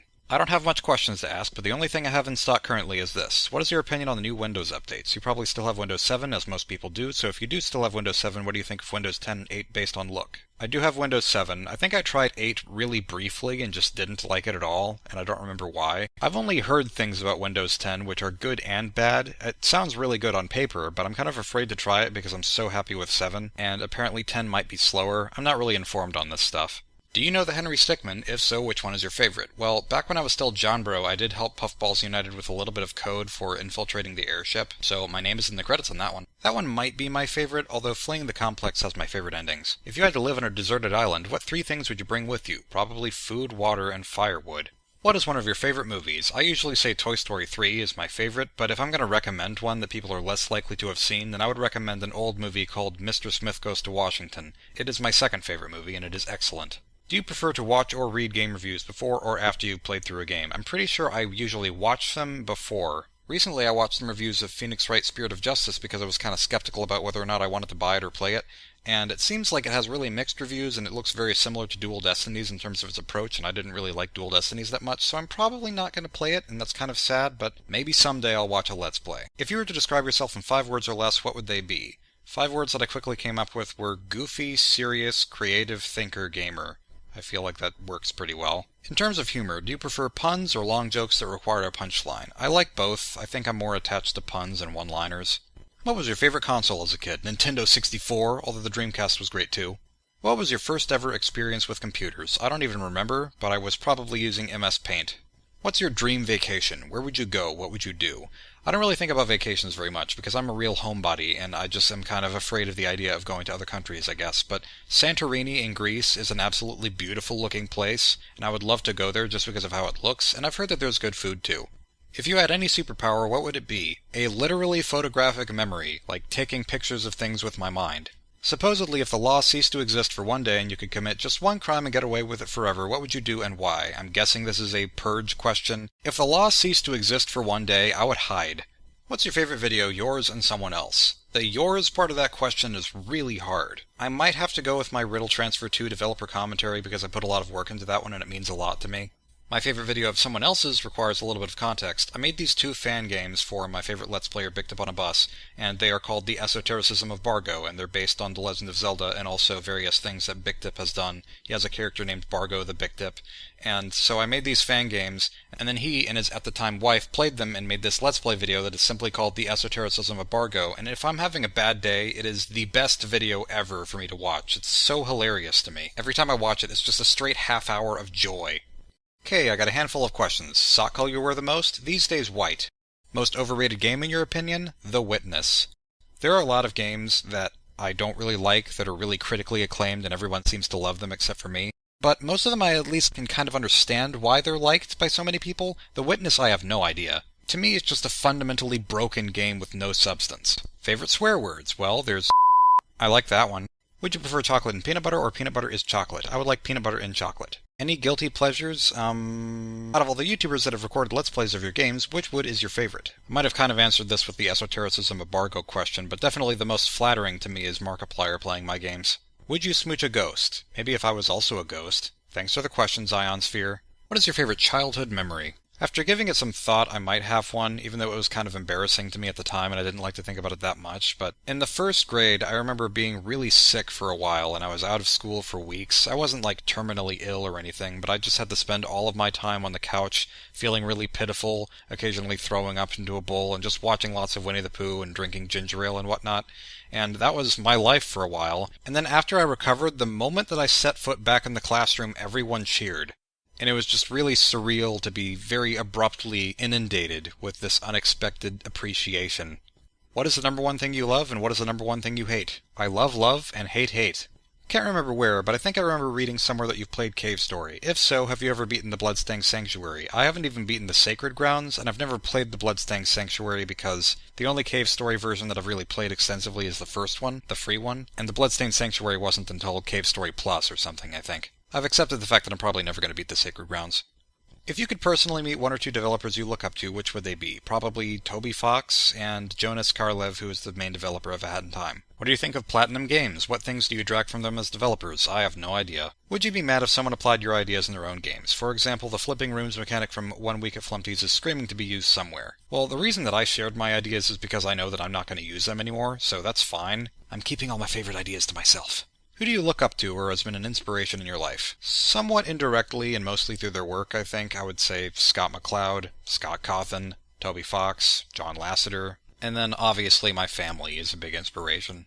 Do you read any webcomics? If so, which ones? I would highly recommend checking out Oddity Woods by KD. It's fairly new, but it's cartoony at the same time that it looks absolutely gorgeous. It's clever, it's got charm, and I think it's going to grow into something truly amazing. And for similar reasons, I can also recommend Kiwi Blitz by Mary Kegel, which has been going on a lot longer. Both are very narrative focused. They're not like Cyanide and Happiness, but that's fun too. What's your favorite game that nobody else you know has ever heard of? People have probably heard of Tetris Attack and 999, although sometimes it feels like people haven't. How about Escape from Puppy Death Factory? It's a Metroidvania puzzle platforming flash game. Can you make a new One Night at Flumpty's comics? I won't do that. Will we see Flumpty again in the future, and will you have references to ONAF in your other games you make? I don't think he'll ever return as a character, but he is an egg, so he could be an Easter egg. If anyone noticed, Riddle Transfer 2 did have a reference to the ham spam thing whenever you click on the clock, and then Undercook was kind of a metaphor for the response that I got whenever I said I didn't want to continue 1 week at Flumpty's. How did you do the phone call in ONAF 2? First I wrote the lyrics for it, then I made the little background tune in FL Studio, I recorded the singing in Audacity, and then I added a bunch of filters to it. Mostly I slowed down and sped up parts, and I also used the high-pass filter to make it sound more like a recording. How did you feel about the public's response when you said you'd stop making Flumpty games? Well, the public responded with a mix of acceptance and complaining and vitriol, and I was expecting all of that because I'd already experienced it with Riddle Transfer 2, but it came in a much greater capacity than I realized, especially the negativity. So naturally, I didn't like it, and then I responded to it pretty badly by taking down the Flumpty games and the videos, and then I eventually put them back up again because I realized I was being stupid. In ONAF is their nightmare character. The obvious characters that you know for a fact exist are the only ones that exist. My question is, who is really the Red Man? I don't know, some guy. Will you make ONAF World? Because Scott made FNAF World? Heck no! Is there a place you can still download the 1 Week at Flumpty's files? If not, can you re-upload them? I can't re-upload them because I don't have them anymore, but I believe they're on the FNAF Lore website, so just look up fnaflore.com. Does Flumpty go well with toast and jam? I don't know about toast, but I know that we jump out now for Flumpty's jam, spick and spam goes well with ham. When the beaver is running after the player and the toilet camera has a message that says, "I've run out," is that supposed to be a joke that he's also out of toilet paper and that he's literally out to get you? I always was confused because no one I've seen has pointed that out, and I seem to be the only person speaking about it. Yep, it's a double meaning. I've run out of the bathroom and I've run out of toilet paper. Where he gets the toilet paper, I have no idea. What motivated you to start making 1 Week at Flumpty's? Nothing good. Just Five Nights at Freddy's 4 hype and people asking for a new game. It wasn't really any of my personal inspiration for it. If the owl from ONAF 2 died, would you have put a drawing of Flumpty burying the owl with a gravestone saying "R.I.P. Owl, too many head concussions"? Maybe, but the owl didn't die, so... Will you make the horror game about Red Man? No, probably not. He's kind of inexorably tied with the One Night at Flumpty's series now. If I want to make a game about a creepy monster, I'll probably come up with a different one. You mentioned the minigame in the 1 Week at Flumpty's cancellation video where you have a choice between Flumpty and your best friend. What would have happened if you decided to kill your best friend? I'm not actually sure if there was a choice. I don't really remember very well, but I think that the idea was that you were just supposed to kill your best friend and that was it. Either that, or no matter what you did, Flumpty would have just killed you both. Now on to some Riddle School questions. What was your favorite Riddle School game or character? Well, Phil would be my favorite character because he was kind of designed to be, and then as far as which game, I want to say Riddle Transfer 1 is my favorite, just because it's the one game of the series with so much dialogue that I can't remember all of it, and then sometimes I can go back and kind of relive it. Mysteries in Riddle School number 1. Why would Viz abduct people if he wanted to eliminate everyone? Phil was the one who convinced him that Earth was evil, so he abducted Phil and his friends to come up with an ironic way of destroying the planet to give them a taste of their own evil. Not exactly the greatest motivation, but hey. Mysteries in Riddle School number 2. Why did Viz betray Phil? I think you mean Diz. Diz kind of worked in secret to get himself the top position of Vision because he was so tired of the whole judgment process and he just wanted to be able to destroy everything. Again, not the greatest motivation. Will you forgive me if I made some grammar or spelling mistakes in this comment? No! Just kidding, you're fine. Are you going to reveal Phil's parents? If yes, what do they look like? No, I'm not going to reveal their parents, and I don't know what they look like, because, frankly, anything that isn't directly relevant to the main story of the series, I don't really care about, which is the same reason that I don't care whether or not Phil and Smiley have kids. It has no correlation to the series. Are you aware that somebody has crossed over FNAF with Riddle School? I guess I am now. What led to you making Riddle School? What was going through your mind? And what is Pico School, and why did it inspire you to make Riddle School? If you don't know what Pico School is, you can look it up. It's a very violent point-and-click adventure game by Tom Fulp, where this student named Pico gets caught up in this school shooting and he has to save the day. And I always liked the layout of that game with the third-person setup and the inventory system, and at the time I was also a fan of Crinkle's Madness Combat Flash series, and that was also exceptionally violent. I thought, oh, these are both violent things, let's combine them. And then it seemed like way too edgy of an idea, and so I went the complete opposite direction with it by making it into just a regular point-and-click adventure game, because I like liked those too. It was actually my mom who convinced me that the combining of Riddle School and Madness Combat was a bad idea, and I agree now. As far as actually making the game, I just made it up as I went along. I didn't really do any planning whatsoever. I just kind of had this map layout that was very similar to Pico's school and just ran with it. And then it was kind of a learning experience as far as programming went. I didn't always know how to do what I wanted to do with the game, so I just didn't, and then I went with something else to kind of compromise it. But then the puzzles that I scrapped essentially made their way into future games.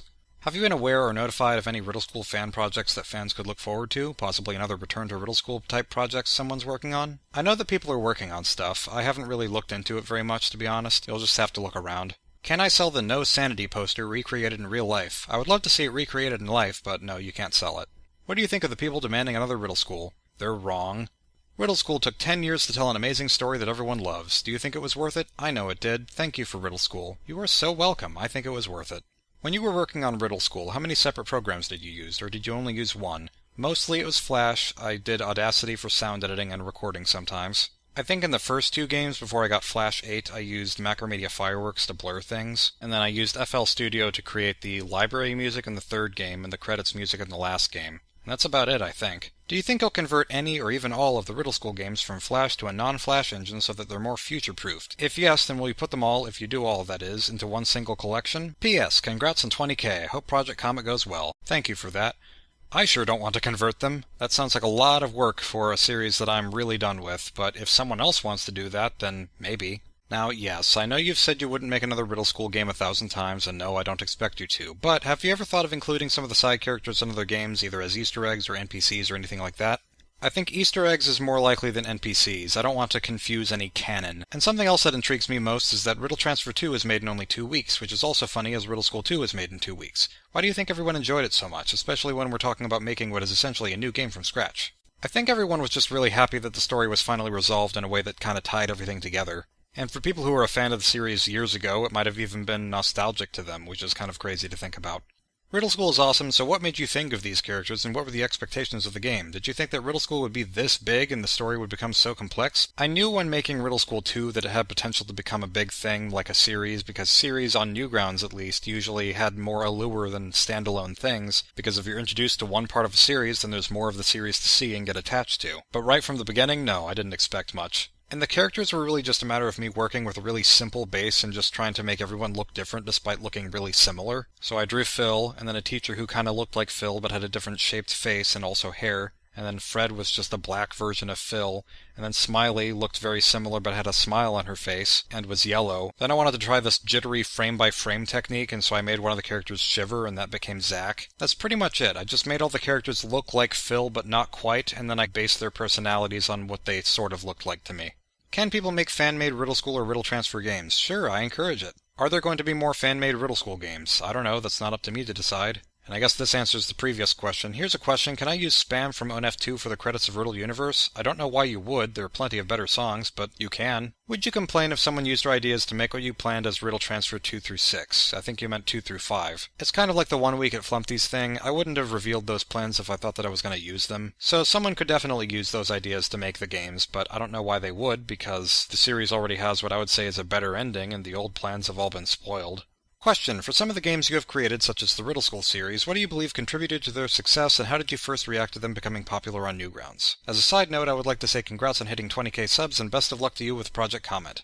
Thank you very much. I think that in the FNAF lore page I already talked about why I thought that One Night at Flumpty's became as big as it was, but if I had to say with Riddle School, it was a point-and-click game that had more personality than most, and it was also a subject that a lot of people could relate to, the idea of just being stuck in school. And that answers part of this question. In your opinion, why do you think Riddle School was so popular and still holds a big fan base even to this day? I think the reason that the games kind of resurged in popularity is because I uploaded them to GameJolt instead of just on Newgrounds, and GameJolt is a more common place nowadays, I think, for Let's Players to find games to play, and it was also possible that it was refreshed in people's minds from ages ago. Why do you consider at least the main characters to be so paper thin? Is it due to the appearance or something more? The appearance is definitely a big part of it. I'm not really proud of their designs now. Well, maybe I was never proud of their designs, but I felt like all the characters, each of them could just be described in one word. So Phil is snarky, Smiley smiles, Zach is cold, Fred is bored. Like, that's very simple, and I think that's paper thin. I believe you left another comment that wasn't a question, so I didn't include it here, but I really appreciate your kind words.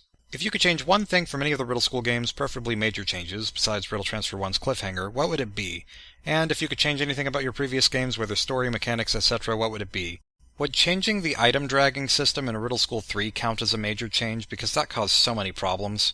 That's the only thing I can really think of. There's not many major changes I would make. And it also would have been nice if Respawn didn't have that awful level 19. How old would you say Phil and his friends are in every game? Technically they're in elementary school the whole time, because the ones where they're not in elementary school were all a dream. It's kind of open to interpretation. I mean, they're maybe around 10. But if you want to count Riddle School 2, 3, and 4 despite them not being in the real world, then just take whatever age sounds right for middle school, high school, and college, and that's what age they are. How did you get the puzzle ideas in the Riddle School games? I think they were usually either influenced by other point-and-click adventure games online, or the Sam & Max games, or Professor Layton. Any of those. How do you feel after finishing the the best game of the 21st century? Relieved. At peace. Why does Phil have a 10 in Riddle School 3? Because for some reason I was really concerned with making Riddle School 3 look really detailed, and I think I just went overboard with Phil's shading and he ended up having a tan. John, how do you feel about the Riddle School Transfer series? I'm happy with them. What Riddle School game did you enjoy making? Well, all of them, but what Riddle School game did you enjoy making the most, and why?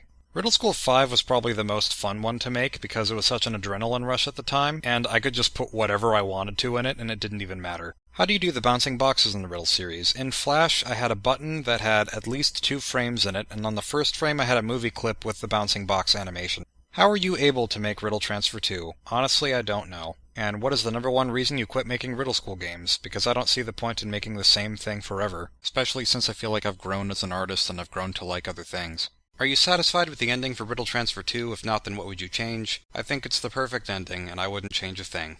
Are you making any new games? If so, could you talk about what you're working on? I am working on one game, which doesn't have a final title, but I've been calling it Project Comet, and I've been working on it for I don't know how many years now. The sad thing is, still barely any of it is done, but that's because I haven't settled on a story and narrative for it yet. I'll talk about this more in the next question. Forgive me for asking, but what is this Project Comet you speak of? Project Comet is intended to be this story-centered, adventurous pixel platformer starring a 9-year-old girl who turns out to be very important to the fate of the world. Now, I know that's kind of cliched, but I like those kinds of stories, and I want this one to have a special meaning to it. I kind of want it to be laid out like Ocarina of Time in the sense that there's a big plot, but then also subplots that branch out and you can choose which one you want to follow first. Like you can choose between the Forest Temple and the Fire Temple first, or the Shadow Temple and the Spirit Temple first, and all of them will be connected somehow. I'd also like to have a different gameplay style for most or every section of the game, and I would like to design this game in such a way that it's fun even if you play it through 10 times. But this is of course a really ambitious project, and I don't anticipate finishing it anytime soon. Do you think that Project Comet will have such unique mechanics that it'll be the next Five Nights at Freddy's or Undertale trend-wise? I don't think it'll stand out quite that much, but I do hope to combine elements of things that I've seen before in a way that's unique.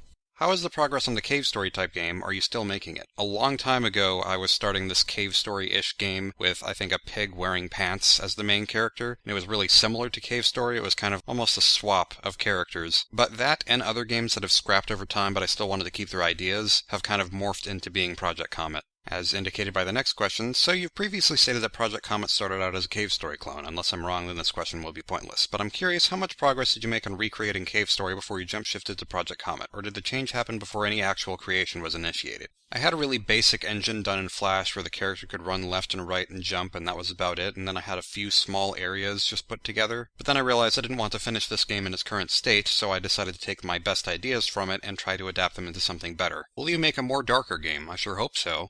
When can we expect your next game? I honestly have no idea. Project Comet is the only game that I'm actively working on, and I expect it to be years and years from now until I actually finish it. I don't even have an estimate. But I suspect that there will be times when I want to take a break from it and just make something on the side for people to enjoy.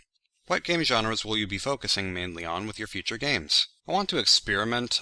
Project Comet, I think, by itself will have several different genres in it. I'll continue that with these questions. Will you make more games after Project Comet, and what would they be about? Will you make more horror games? Will you make more point-and-click games? I have an idea for another large-scale project that I would like to work on after Project Comet, if it still is even reasonable at that point, and it would be an RPG about witches. I think it's possible that that could have horror elements. I'm not really sure yet. I've stopped focusing on point-and-click games, but I think that my future games will still have adventure game elements to them. What inspired you to make Project Comet, and what was the inspiration for Patina, the main character? As said earlier, Project Comet is kind of a mishmash of games that I didn't want to finish, but I liked certain elements of them and I really wanted to use them somewhere. In my cave story type game, there was a certain area that I really liked the idea of, and this other game that I started about fish, which was kind of inspired by Super Paper Mario, there were certain mechanics that I really wanted to use. Those games and others that I've cast to the wayside felt like they didn't really have much variety in the way that they were planned, and they would have just had a lot of fluff, but Project Comet is planned to have much less of that fluff if possible. There were a few ideas that I'm not sure if I'll still use, but they were inspired by mental images that I got from listening to a song by Tin Hat called The Comet, hence the temporary name Project Comet. The protagonist, Patina, or Patina, I just say Patina, but both are correct. I don't want to say too much about her character. I believe that she is an optimist and a pacifist.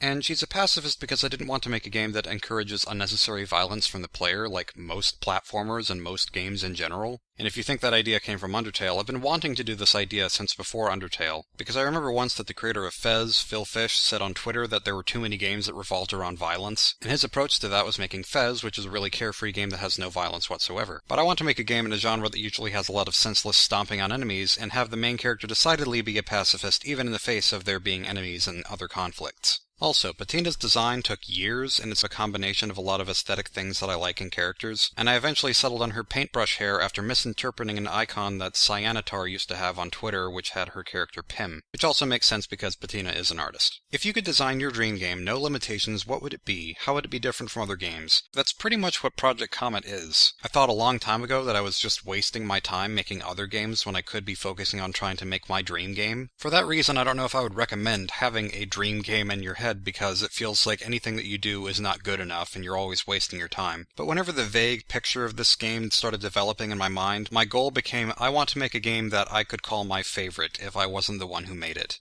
I'm not really focusing on making it super unique, but I want it to be more than people expect. Will Project Comet have any kind of voice acting? I don't think so, except for maybe like character grunts. What's a game mechanic that you really want to integrate into a future game you make? I guess I can mention this one. In Super Mario Galaxy, there are these bubble cannons that look a lot like Flood from Super Mario Sunshine, and they shoot bubbles, and then whenever Mario is in front of a bubble, he just launches into space inside the bubble. I think it would be fun to take that concept and incorporate it into something with more thought-provoking level design. Okay, serious question. Do you have a broad artistic message in mind for Project Comet yet? And if so, could you share it? If it's too early, I understand. It is too early, I'm sorry. I'll just say yes, but at this point the message is still kind of ambiguous to me.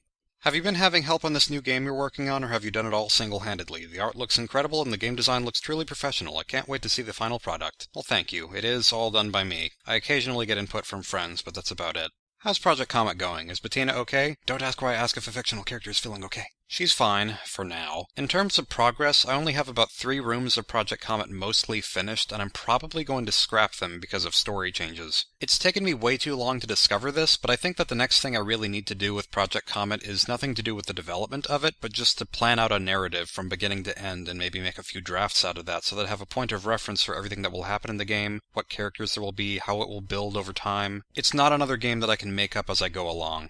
When do you think Project Comet will be finished or released, and how much do you think Project Comet will cost? The thing is, like, Owlboy is a game that has been in development for 8, 9, 10 years, I'm not really sure how long, and that game has been developed by a small team of people who all seem to really know what they're doing, and that game is finally going to be released on November 1st. I'm just one guy, and I don't even have a reliable blueprint for my game aside from certain things that I really want to put in it. So the only answer I can give is years from now. As far as what it'll cost, this could change depending on what happens with the game. I'm thinking at least $10. It could very well be more, and I'm guessing that it will be more, but I'm not really positive. I know that it won't be free. That's the only thing I'm really sure of. What platforms will Project Comet be available on? At least PC, and we will see what else. Are you making your new game pixelated because of Cave Story instead of Flash? Not exactly. For a while I did actually try to use Flash graphics for it, and it was just taking way too long and it didn't look how I really wanted it to, and so I eventually transitioned into pixels because, first of all, it's easier, secondly, I like the aesthetic of Super Nintendo games a whole lot, and thirdly, to me, pixel graphics like that feel more conducive to the solid feel of a platformer. I'm glad that I made the switch because it's faster and I think it opens up more possibilities. Has school ever made you feel like you need to take a break from Project Comet? P.S. Congrats for 20K. Best wishes for Project Comet. Thank you very much. Actually, the opposite has happened. Because I've had to be so dedicated towards my schoolwork, I'm always eager to get back to my fun stuff. What programs are you using to make Project Comet along with its pixel art? The main programs that I'm using are GameMaker Studio, the Pro Edition, Graphics Scale for pixel art, Free Edition, and FL Studio and Audacity for music and sound effects. Will you put up a preview of how Project Comet will play like, more than at the end of your Riddle School Transfer 2 commentary? If so, do you know when? And can we see some sprites for Project Comet? No context needed. I periodically post little preview stuff on Twitter. Will you be spicing Project Comet up with tweening at a later stage of development? That's hella important. If you mean adding more in-between frames to the animations than there already are, then I seriously doubt it. I like them the way they are, and even though the game runs at 60 frames per second, I would like for all the frames of sprite animation to be visible at 30. What is the length of Project Comet estimated to be? I'm afraid of answering this question because anything could change. In my mind, it's at least 10 hours long, but I don't have 10 hours worth of material in my head. So it could be longer, but it could also be much shorter depending on what I think is important or not important to include. Who are the characters that you're going to make in Project Comet? Besides Patina, I'm going to keep that a surprise, partly because a lot of it is a surprise to me still. Does Project Comet have anything to do with comets? Oddly enough, at least in this stage of development, it has nothing to do with comets. And will Project Comet break the fourth wall and have puns? Oh, for sure. What's your favorite thing about making games, and what are you most excited to show people about Project Comet? I love seeing something big and meaningful, or at least a lot of fun, come from basically nothing. There's just something magical about seeing things come to life. And I'd rather not share what I'm most excited about showing people because I want to keep that a surprise. What are some of the different concepts that you've had for Project Comet that have just fallen through for whatever reason? There was this long phase where I thought about having Project Comet be both a side-scroller and an RPG, just inserting battles and stats to make the game supposedly more replayable, but I figured this would feel inconsistent and wreck the gameplay flow and the themes that I have in mind, so I decided not to do that. Do you have plans to play other games on your gaming channel? I would love to, if I just had time. Here's my question, is there a possibility for you to do a playthrough on another Kirby game? I would love to. Again, if I can find the time. Hi John, if you're still doing your gaming channel, would you mind doing the game called The Simpsons Hit and Run? It's like a GTA clone but more kid-friendly. It's great also. I'm guessing I won't, but the only thing I really know about that game is that it has a nice orchestral soundtrack. Did you ever go back to playing the Spyro game way back when you were doing LPs, or did you straight up stop playing after the recording failure? I'm amazed that anyone remembers this. For anyone who doesn't know, whenever I started doing Let's Plays, the second game that I started playing was The Legend of Spyro: A New Beginning. It was a blind Let's Play and I wasn't really enjoying the game, and then there was this chunk of about an hour to an hour and a half of recording that just failed. I discontinued it because the Let's Play was awful anyway, and I was borrowing the Spyro game from a friend of mine, so I returned the game and never touched it again.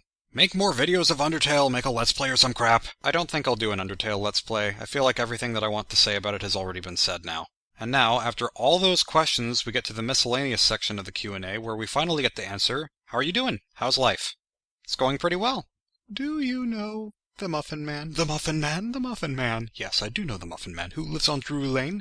Well, she's married to the Muffin Man. The Muffin Man? The Muffin Man! She's married to the Muffin Man. If you were a sandwich, what would you do? Sit? Hey John, love your vids, and I don't have any questions, but why are poopy butts so poopy? Because they're poopy. Do you love me?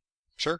Do you know how to nap a staffin? Asked by Napstaffin. You probably know more about this than I do. Non-serious question, because Ray Manathon had a serious question earlier. Of all the sandwiches you've never eaten, what is your favorite? Clearly the KFC Double Down sandwich that probably destroys your arteries. Do pickles make you feel good? Yes, unless I'm in one. What are your thoughts about Harambe's death, and is your D out for Harambe? My serious response to this is, given the circumstances, shooting the gorilla was probably the best idea, but the media did a very bad job displaying that, and so it became really easy to sympathize for the gorilla who didn't seem to be doing anything wrong. That's probably the reason that he's a meme right now, and also because Harambe is just a funny-sounding name. My D is not out for him, because what if he drags it across the ground? Are you a pillow? My answer to this question is a blanket statement. Can you strangle me? I would rather not. Butter side up or butter side down? I don't want to have a butter battle here, but usually up and then sometimes down. I've had it down before. Blue cotton candy or pink? I don't think I've ever seen blue cotton candy, but that sounds great. Squids or octopuses/octopi? I've seen more fun puns made about squids. Do you like mudkips? I'm not sexually close to them, but I think they're cute. Are you a person? I guess I am. What color is green? The best and liveliest color. How many times have you died in real life? Too many times to count. What flavor bear do you prefer? Yes, bear. Gummy. Why did the chicken cross the road? To get to death. Where are all the coconuts? In his coconut gun. Have you listened to any high-quality rips? The coconut gun. Yes, I have. Might I inquire how you intend to perform such an interesting and educationally beneficial venture into individuals interested in learning trigonometric concepts? Obligatory reference, but seriously, congrats, man. Thanks. I like the question, although the quote is a little bit off. It's actually, might I inquire how you intend to perform such an intriguing and educationally beneficial venture to individuals interested in recognizing trigonometric concepts? What is love? Don't eat the mushroom. Are you hungry? Every time that I've seen this question, which is quite a few times now because I had to organize all these questions, I have been hungry, and just now my tummy actually growled, so I should eat soon. Would you like a hug? That's like the only question I've got. I already told you this in a response comment, but I like it. And sure, I would take a hug. I'm a hugger. Potato? Please answer, I need to know. You are the potato! Why? Why not? Do you like to talk to tomatoes? Not as much as I like to waltz with potatoes. What's your favorite meme? If for no other reason besides its name, I really like Velociraptor. You want some cream soda? Heck yeah. Joke question, does your Jono use Chrome? I use Firefox. Serious comment. Jonathan, I just wanted to say, if you're reading this, that you have helped me and inspired me in terms of my YouTube channel and in real life. I can't say how much I thank you for everything you've done for me and all your fans. We love you, dude. I love you too. That's really cool to hear. Do you like to breath? I sure do. I don't think I could live without it. Hillary or Trump? Can you make your best Elmo impression? Why? No reason. Okay, this is gonna be bad. Elmo says this message is brought to you by the letter P. Ha ha ha ha, that tickles. Tips on how to exist within the endless abyss of thought that deafens the dreams of everyone everywhere. No. What's your favorite flavor of Gatorade? Mango, I guess? Do you miss the fridge or are you just glad it's gone? I can't really say that I miss the fridge. Do you like green eggs and ham? I do, I like them, Lucas. Are you part moose? I don't know how to answer this question. Pants? Shorts. Do you like the letter E? It sure is useful. If you could be in a video game, would you do it? If yes, which video game? Probably not, unless I was just some background cameo. Or if the game was specifically about me, like if it was some kind of meta game about me making a game. I wouldn't want as much to be like a significant character in an RPG or someone on the Smash roster or something. The next question I choose not to answer because it sounds racist to me, but then again I have no idea what the context is. What's 9 plus 10? It's not 21, it's 19. You're all bad at math. If you could combine two random objects, what would you combine and why? A Wii and a Wii U, because then I wouldn't have to switch consoles to play GameCube games. Dolphin kicks a boot with its fin and then puts on a top hat. It goes up to you and puts you in a chicken outfit. What do you do next? I steal a Woody doll and then try to fly to Japan. Cat? Cat. And that is all the questions that I shall answer. This took a very long time to set up and record. I recorded it over multiple sessions, so the audio quality is not fully consistent. But I hope that it was worth it to people and that it was interesting. I don't think I'll do another Q&A like this in the future unless I had some rules and narrowed it down to a single topic, maybe. But this was really fun, and I appreciate all the questions and most of the comments, except for some of the random argumentative ones about Harambe. As you could probably guess by some of my answers to questions about what the future will hold, it's all very vague to me and I'm not really positive about it. I'm just kind of rolling with life and seeing what happens. But I hope that you will all continue this journey with me. Feel free to discuss this overly long video in the comments below. Thank you all very much, and I hope to see you again soon.